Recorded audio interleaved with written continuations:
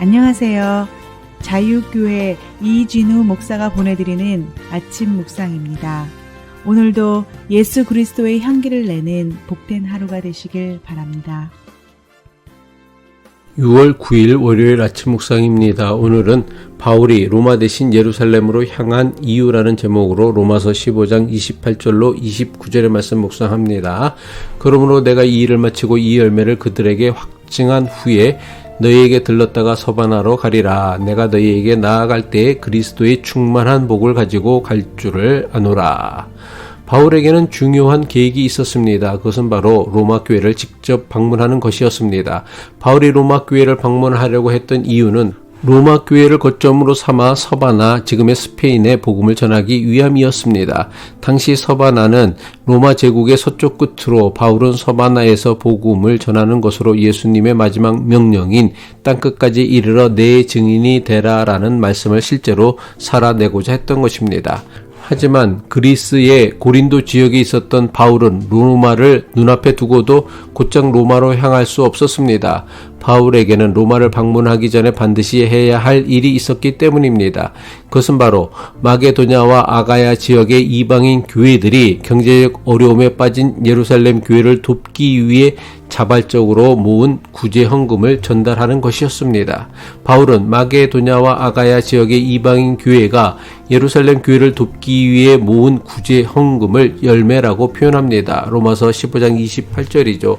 그러므로 내가 이 일을 마치고 이 열매를 그들에게 확증한 후에 너희에게 들렀다가 서바나로 가리라.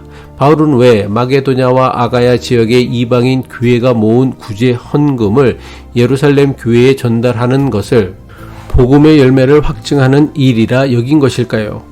이방인 교회들이 유대인 성도들을 물질로 섬기는 이 사건이야말로 복음이 민족과 문화를 넘어 하나가 되었음을 보여주는 실제적인 증거였기 때문입니다. 바울은 이 중요한 임무를 마친 다음 로마 교회를 찾아가고 거기서 서바나로 갈 것이라는 자신의 계획을 밝힙니다. 그런데 사도행전을 보면 바울이 그리스의 고린도 지역에서 로마가 아닌 예루살렘으로 간다고 했을 때에 성령께서 그에게 예루살렘에 가면 고초를 당하고 감옥에 갇히게 될 것을 계시하였습니다. 사도행전 20장 23절이죠. 오직 성령이 각성해서 내게 증언하여 결박과 환난이 나를 기다린다 하시나.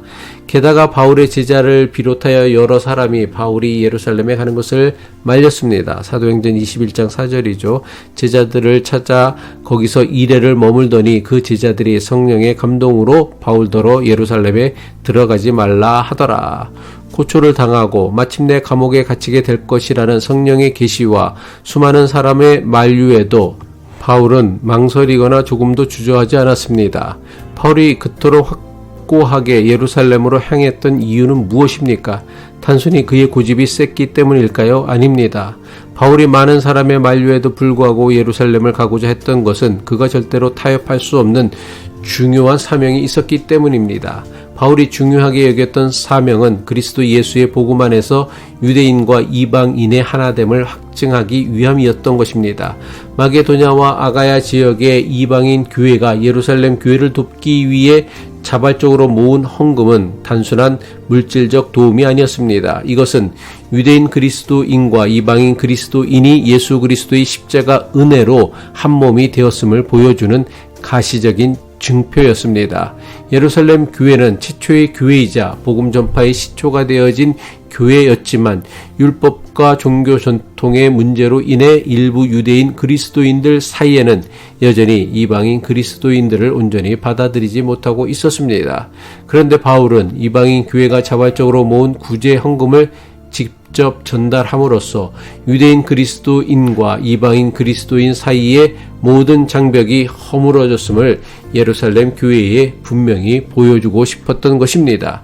만약 바울이 위험하다고 해서 다른 사람을 통해 구제 헌금을 전달했다면 이 헌금에 담긴 상징적 의미와 바울의 간절한 메시지가 제대로 전달되지 않았을 수도 있습니다. 더 나아가 바울은 자신이 예루살렘에 가는 것은 단순히 자신의 고집이 아니라 성령의 인도하심이라는 확신이 있었습니다. 사도행전 20장 22절이죠. 보라, 이제 나는 성령에 매여 예루살렘으로 가는데 거기서 무슨 일을 당할는지 알지 못하노라. 성령께서는 바울에게 고난을 예고하셨지만 동시에 그에게 예루살렘으로 갈 것을 광건하셨던 것입니다. 바울은 성령의 경고를 무시한 것이 아니라 그 경고에도 불구하고 더 큰 하나님의 뜻, 즉 예루살렘으로 가야만 하는 그 부르심에 순종한 것입니다. 이처럼 하나님의 부르심은 때로 우리가 이해하기 어려운 고난의 길로 인도할 때가 있습니다. 그러나 참된 순종은 어려움에도 불구하고 주님의 뜻을 따르는 것입니다. 오늘 우리에게는 크고 작은 예루살렘이 있을 수 있습니다. 때로는 하나님의 부르심이 우리가 가고 싶지 않은 곳, 어려운 상황, 혹은 사람들의 반대에 부딪히는 곳으로 우리를 이끌 때가 있습니다. 그때마다 우리는 바울이 성령의 인도하심에 순종하여 결박과 박해가 기다리고 있는 예루살렘으로 향했던 사건을 기억해야 합니다. 사람들의 만류에도 불구하고 기어이 예루살렘으로 향했던 바울은 결국 체포되고 말았습니다. 하지만 여기서 끝난 것이 아닙니다. 바울은 죄인의 신분으로 마침내 로마에 가게 됩니다. 역설적이지만 바울은 죄인의 신분이었기에 가장 안전하게 로마에 갈 수 있었습니다. 그리고 로마의 감옥에서도 복음을 전했습니다. 결국 바울이 로마에 가려는 계획은 바울의 방식이 아니라 하나님의 방식으로 그의 계획을 이루어 주신 것입니다. 기도하겠습니다. 사랑의 하나님 아버지, 바울이 개인적인 안위나 계획보다 하나님의 뜻과 교회의 하나됨을 먼저 생각하며 위험을 무릅쓰고 예루살렘으로 향했던 것처럼 우리도 주님의 부르심 앞에서는 우리의 생각과 계획을 내려놓고 온전히 순종할 수 있게 하옵소서. 때로 우리가 가야 할 길이 어렵고 힘들지라도 성령께서 주시는 용기와 지혜로 담대히 나아가게 하시고 그 길 위에서 주님께서 예비하신 그리스도의 충만한 복을 경험하며 나누는 삶을 살게 하옵소서. 예수 그리스도의 이름으로 기도합니다.